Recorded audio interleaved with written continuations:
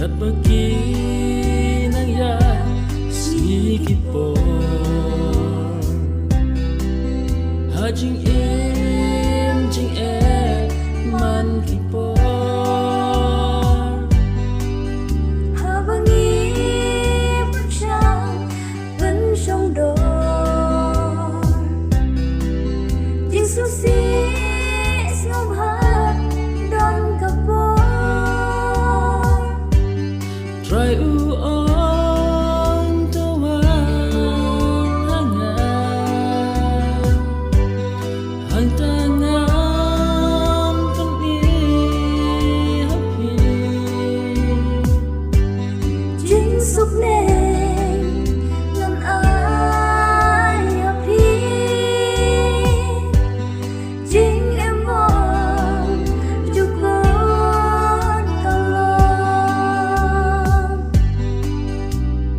Om dan ulo kadu Jisu Hajing injo ngau ai jing kemen Ukon baik Ublay ulang Ulang ben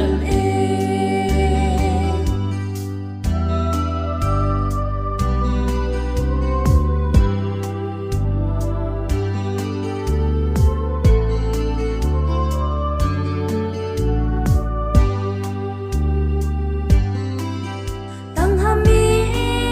atron nga siya Lajing im hapdeng Kijing Dan tibangin yan rap at ray Yang ihangin ka borto ay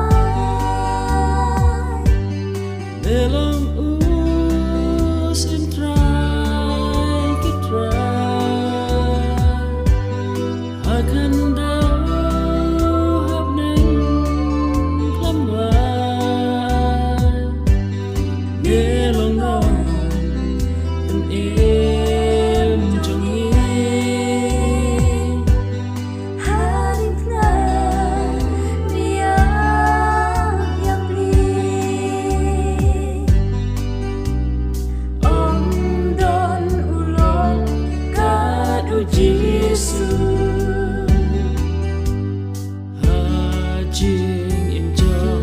ngau ai jing kmen Ukon baik ublay ulang unong ben